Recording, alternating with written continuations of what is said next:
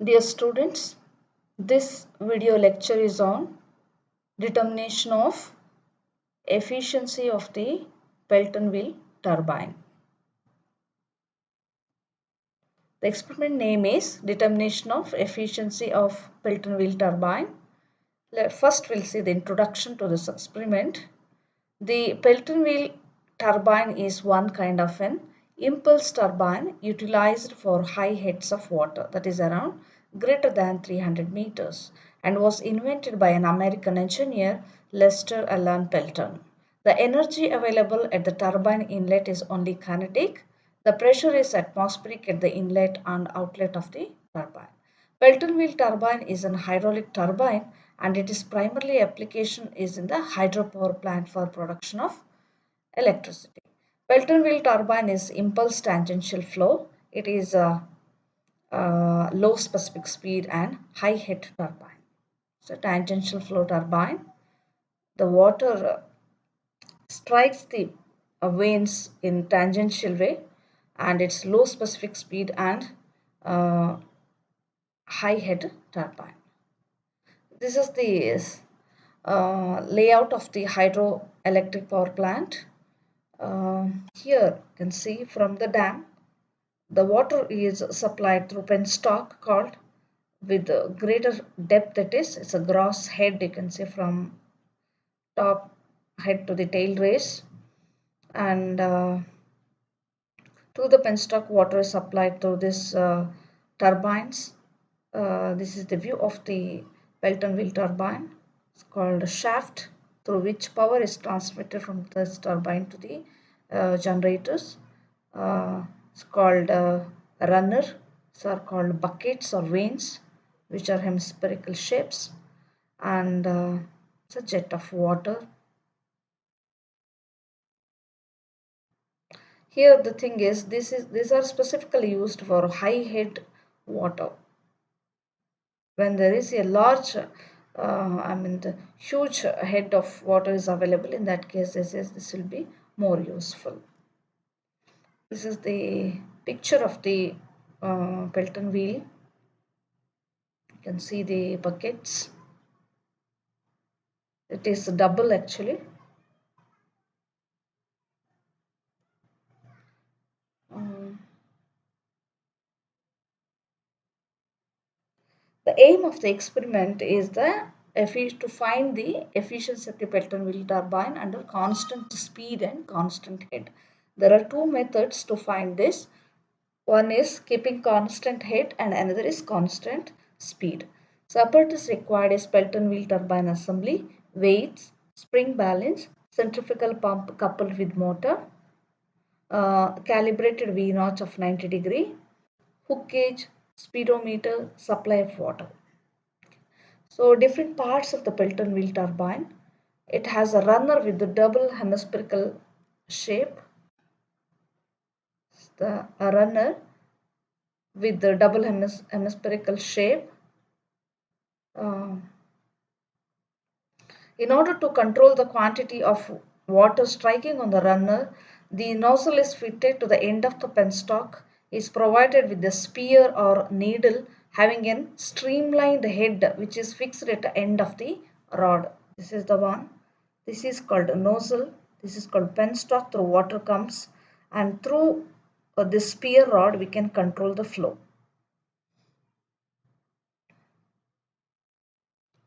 The casing of cast iron usually provided to prevent the splashing of water and to lead the water to tail race here.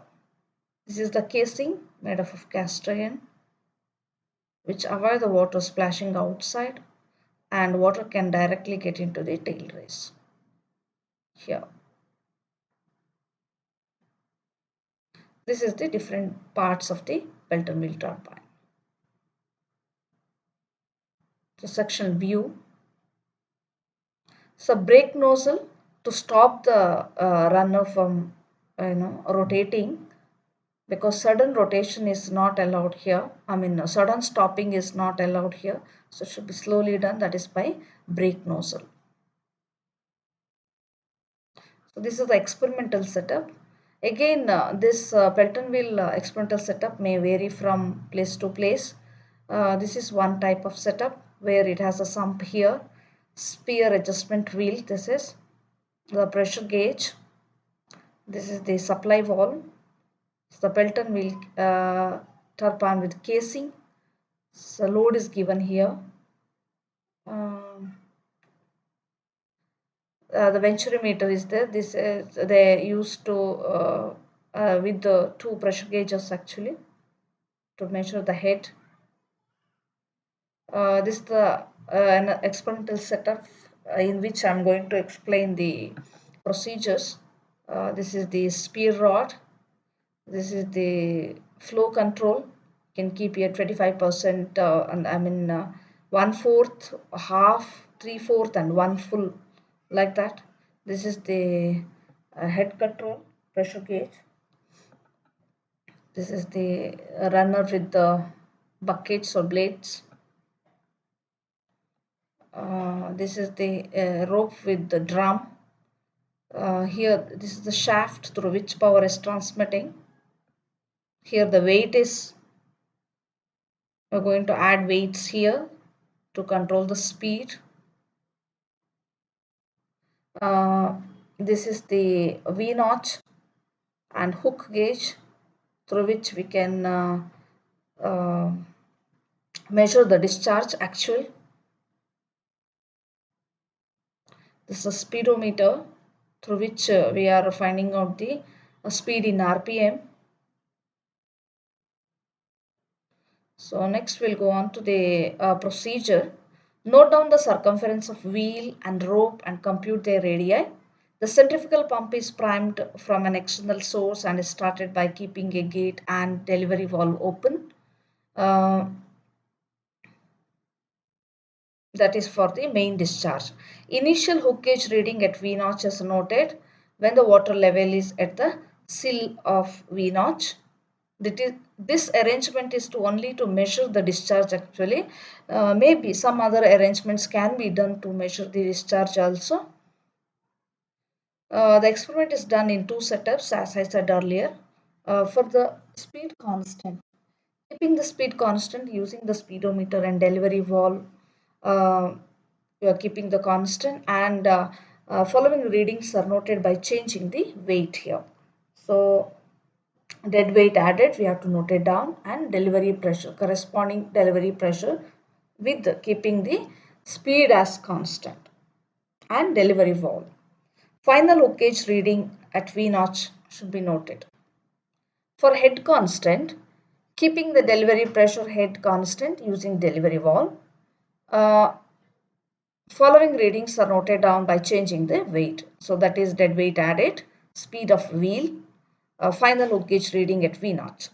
So repeat the experiment for different spear rod openings here. That is around 25%, 50%, 70%, and 1000% also. Uh,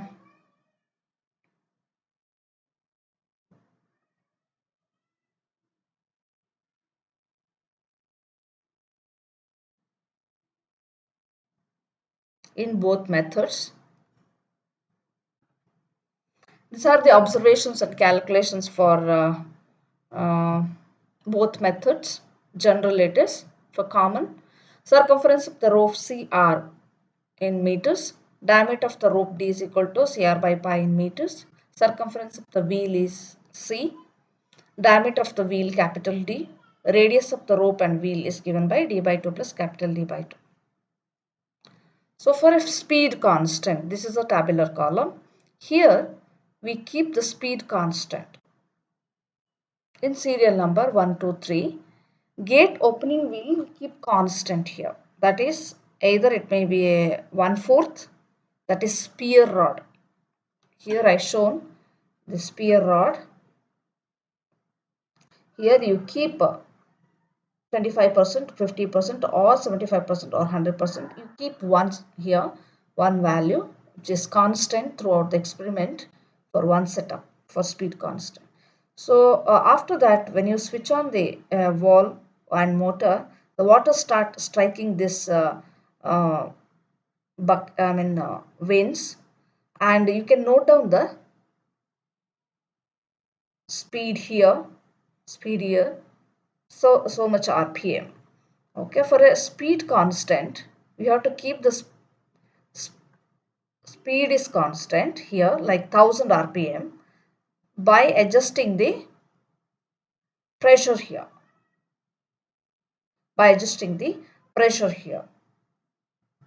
That is to keep either 0.5, or it may vary actually.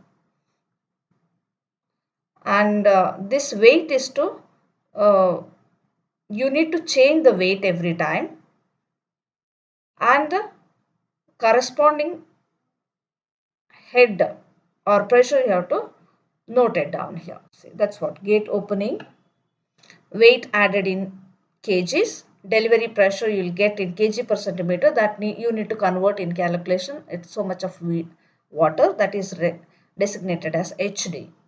So a hook gauge reading, this is to measure the V notch discharge, that is initial reading, final reading, the difference of those two.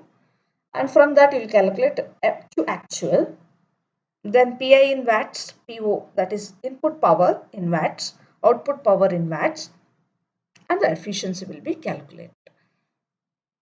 So the calculation is something like this. Constant speed N is equal to so much RPM, because it's a constant speed, like 1000 if I keep it as 1000. Dead weight added in kgs. So from that you can calculate torque, that is 9.81 into W into R, so much Newton meter. Head over the notch is given by, this is the